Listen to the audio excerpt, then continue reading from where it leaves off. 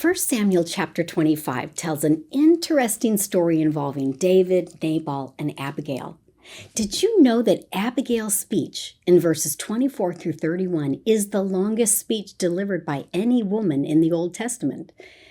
Now, usually people focus on how Abigail used wisdom to prevent David's vengeance against Nabal. But there's more to it than that. Ancient Israel was a culture of honor and shame. And when we look at the story through that lens, we can see how Abigail skillfully navigated this cultural context. To learn more, join me for today's episode of All Things Apostolic.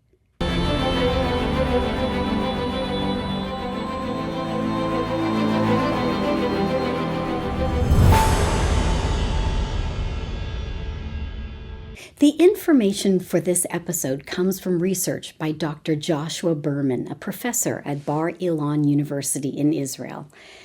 Let me start by introducing a few ideas about honor culture. Historically, most cultures have been founded on the notion of hierarchy. Where a hierarchy is predominant, everyone tries to be higher rather than lower. In an honor culture, prestige and deference are of paramount importance. Honor is actually viewed as a commodity to be valued.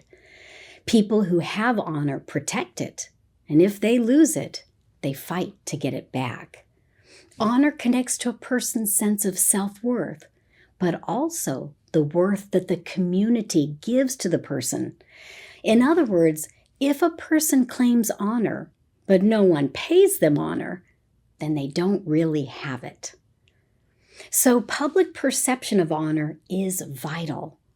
Also, if there are disputes, they are mediated through a pattern of challenge and response, where individuals engage in a structured form of hassling to gain honor.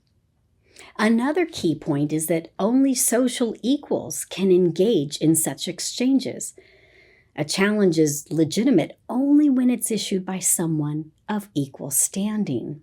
Basically, one who has the social credibility to impugn another's honor.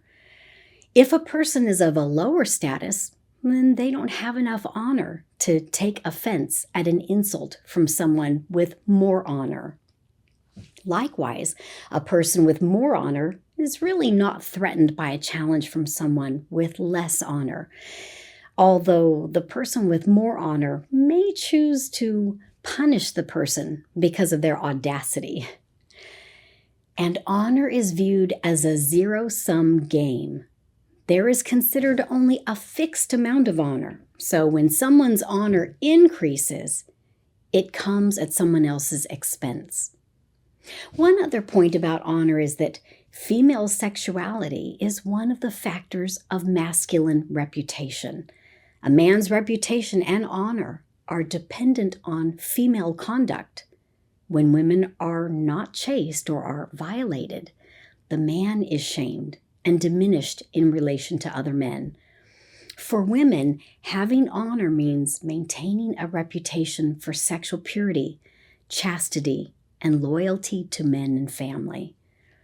We're going to see some of these patterns of honor culture in the story of David, Nabal, and Abigail. David was the king's son-in-law and an acclaimed war hero. Nabal is described as a very great man. However, the Bible also indicates that he was churlish and evil. The Hebrew word translated as churlish can mean harsh, cruel, difficult, and obstinate. So the Bible lets us know that he was a great man in terms of provision and possibly stature in the community, but he was a hard man. David sent messengers to Nabal requesting compensation for the protection his men had provided to Nabal's shepherds.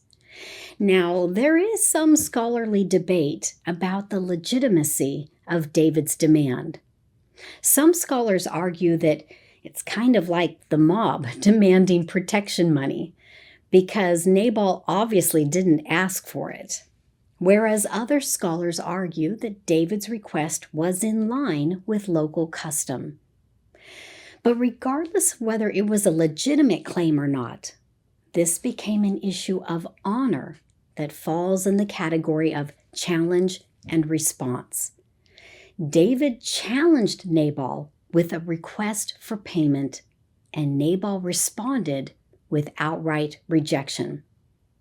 One probable reason is that in this type of honor and shame society, the one doing the protection gets honor, but the one in need of protection gets shame. And Nabal wouldn't have wanted that shame. So to David's challenge, Nabal gave a disparaging response. David had addressed Nabal with deference, calling his men thy servants and himself thy son David. But Nabal's reply was not gracious. It was arrogant. And Nabal answered David's servants and said, "Who is David, and who is the son of Jesse?" He was asking a rhetorical question about David's lineage to imply that David had lesser worth. He continued saying, "There be many servants nowadays that break away every man from his master. Shall I then take my bread and my water and my flesh that I have killed for my shearers and give it unto men whom I know not whence they be?" Nabal spoke like a self-important master and implied that David was a rebel, comparable to a runaway slave. Even worse, Nabal's derisive response was public in nature. David had sent 10 men to Nabal, and the response was made in front of all of them. And at least one or more of Nabal's own household must have heard it too, because one of the young men told Abigail about it. So Nabal's response caused public shame to David because people in both of their groups were privy to it.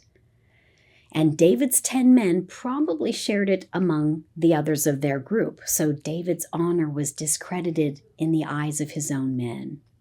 And think about the pressure that David was already under. He had invested time and resources protecting Nabal's flocks, and that effort yielded nothing. His men expected compensation and didn't get any. Plus, in the previous chapter, David had just refused to strike Saul, which his men had expected him to do. So David may have appeared weak in that situation too. Now Nabal was clearly dishonoring him, and he needed resources for his men. David was going to have to take decisive action or appear weak. And in the honor culture, the ultimate vindication of honor comes through the use of physical violence. So David told every man to gird his sword. Beginning with verse 14, Abigail takes center stage. What I want you to see is how Abigail understood her position in the unfolding struggle between David and Nabal. She was keenly aware of her position between basically two male contestants. As Nabal's wife, his honor depended on her loyalty to him. If she betrayed him and transferred her loyalty to his rival, then she would bring shame on him. Even the Bible stresses her role as Nabal's wife to emphasize where her loyalty was expected to be. Verse 14 says that one of the young men told Abigail, Nabal's wife, about the situation that had occurred. Verse 19 again emphasizes the relationship when the Bible says that she told not her husband, Nabal. Since the relationship between Nabal and Abigail was already established in verse 3, this repetition was not necessary except to highlight that she was about to betray the marital bond. Her own honor demanded that she show faithfulness to her husband. However, she acted without her husband's knowledge to give generous provisions to David and his men, and the servants who helped her knew it. There was a good chance that news of her actions would spread throughout the household, shaming Nabal and herself. Now, some people like to make it seem like the encounter between David and Abigail was private and somehow romantic, but the Bible doesn't indicate this. Verse 20 tells us that she met David and his men, and the assumption is that her servants were there as well, with the donkeys laden with the goods. However, although this was not a private meeting, there may have been some sexual tension or attraction. At the outset of the story in verse 3, Abigail's beauty was mentioned. So here was a beautiful woman prostrating herself and showering David with praise. Although her words and actions were totally proper, she may have been subtly giving attention to David in a way that would normally have been reserved for her husband. And to make matters worse for Nabal, Abigail's soliloquy in verses 24 to 31 takes place publicly. This is an important detail. Remember that honor and shame were determined by the court of public opinion. In front of his men and her servants, Abigail praised David and denounced Nabal. And it's not only what was said, but who said it. This was Abigail, Nabal's wife, who was siding with his rival. By her speech, she signaled a transfer of her loyalty. Interestingly, Abigail addressed David as my Lord 14 times in just 8 verses. In the whole narrative, the same Hebrew word Adon, which means Lord or Master, is only used 2 times to refer to Nabal in the whole chapter. And both times, it's by his servants. Never once did Abigail refer to her husband as my Lord. But she referred to David that way in a short speech 14 times. Now let's take a moment and examine some of what Abigail said and see how it fits within the social norms of an honor culture. In verse 25, Abigail said, "Let not my Lord, I pray thee, regard this man of Belial, even Nabal, for as his name is, so is he. Nabal is his name, and folly is with him. But I, thine handmaid, saw not the young men of my Lord, whom thou didst send." Some commentators believe that Abigail was trying to defend and protect Nabal by explaining away his bad behavior. But in the next verse, it sounds here like she wanted the fate of David's enemies to be the same. For Nabal, she said, "Now therefore, my Lord, as the Lord liveth, and as thy soul liveth, seeing the Lord hath withholden thee from coming to shed blood, and from avenging thyself with thine own hand, now let thine enemies, and they that seek evil to my Lord, be as Nabal."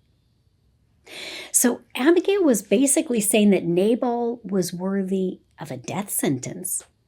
Was she trying to protect him, or did she want something bad to happen to him? She was definitely playing off of his name. The word Nabal, or Naval in Hebrew, has a range of meaning. It can mean folly or stupidity or boorishness, but it can also be used to refer to someone who, within a particular sphere of influence, counts for nothing, has nothing to offer, gives no help, or commands no respect. It is someone who is socially worthless. She wasn't simply saying that her husband was stupid. She was basically saying he was worthless. So here's where Abigail's remarks were very skillful. Remember, the contest for honor in this society could only occur between 2 equals, between 2 members of the same class. So when an insult was hurled by someone who was greatly inferior, the person of higher social standing usually ignored it. In fact, to attend to the remarks of such a lowly person would bring shame on the person of high standing. Based on honor culture, Abigail was reminding David that not only could he afford to ignore Nabal's words, but that he couldn't afford to engage them. Nabal was, as his name suggests, a man with no honor. David, by contrast, was the king of Israel in waiting. Not only would the blood guilt be a blemish on David's record, but stooping down to avenge the words of a man with no honor was unbefitting for a king in waiting and would actually result in his own dishonor. It can be argued that Abigail was not trying to save Nabal from David, but was actually trying to save David from himself. Moving to verse 27, Abigail offered her gift, saying, "And now this blessing which thine handmaid hath brought unto my Lord, let it even be given unto the young men that follow my Lord. I pray thee, forgive the trespass of thine handmaid, for the Lord will certainly make my Lord a sure house, because my Lord fighteth the battles of the Lord, and evil hath not been found in thee all thy days." Abigail gave provisions to David for his men as compensation for their work protecting Nabal's flocks and shepherds. But because these provisions were taken from Nabal's possessions, they also constitute a form of honor restitution and helped to restore David's honor through payment. By making this public honor payment, Abigail knew that it would make it easier for David to follow the course of action that Abigail suggested and to forego avenging Nabal's refusal. Also, another interesting point is that when Abigail referred to God making David a sure house, she was referring to him eventually being king over Israel. Others had already prophesied or predicted David's kingship, including Samuel, Jonathan, and Saul. But Abigail was the first commoner to reveal to David an understanding of his future based on his battlefield accomplishments. Basically, Abigail was telling David that he was in a league apart from Nabal, and it would be beneath David's standing to engage him. It would only lead to his own loss of standing. Plus, Abigail was married to a Calebite who was part of another branch of the tribe of Judah. So Abigail's comments signaled that at least some members of a branch of Judah, distinct from David's own branch, recognized what would happen in the future. And this gave David greater prominence among his own men. They could see that there was a popular belief that their leader would rise to the pinnacle of power, the position of king. In verse 31, Abigail concluded by asking David to remember thine handmaid. Many interpret this as her offering herself to David as a future marriage prospect. This would be enticing on many levels. This would be a huge win in David's honor contest against Nabal by securing his wife. Also, the wife of a prominent Calebite, she may be able to help David broaden his base of support in his bid for kingship over Judah. In verses 32 through 34, after Abigail finished her speech, David praised Abigail. And it's interesting that David said the Lord God of Israel kept him from hurting her, when we would have expected him to say Nabal, which shows that he did have some interest in her. His blessing to her to go up to her house in peace is probably a recognition that she could face consequences for her words and her actions. She belittled her husband and compensated David from Nabal's belongings without his consent. She had put herself in danger. The next morning, Abigail told Nabal what she had done, and it must have been a humiliating blow to Nabal. He understood that Abigail had transferred her loyalty to his arch rival. Nabal's heart died within him, and about 10 days later, the Lord smote Nabal, and he died. The Bible does not indicate Abigail's response to his death, But David's comments were fitting for an honor culture structured around rivalry. Verse 39 says, "And when David heard that Nabal was dead, he said, 'Blessed be the Lord that hath pleaded the cause of my reproach from the hand of Nabal, and hath kept his servant from evil. For the Lord hath returned the wickedness of Nabal upon his own head.' And David sent and communed with Abigail to take her to him to wife." David took Abigail as his wife for her intelligence and beauty, and possibly also for her political influence. It turned out to be a pivotal move in his bid for leadership at Hebron. And this may be why in the future references to Abigail in 1 Samuel chapter 27 and chapter 30 and 2 Samuel chapters 2 and 3, she is referred to as Abigail, wife of Nabal the Carmelite. When we look at 1 Samuel chapter 25 through the lens of honor culture, we can see that Abigail's words and actions reflected a shrewd understanding of her position in society, in which honor and shame were constantly contested and transferred. Abigail was not only a peacemaker, but through her transference of loyalty and honor from her husband to David, she played a role in Nabal's disgrace and David's ascent. Thank you for joining me for today's episode of All Things Apostolic. And until next time, take care and God bless.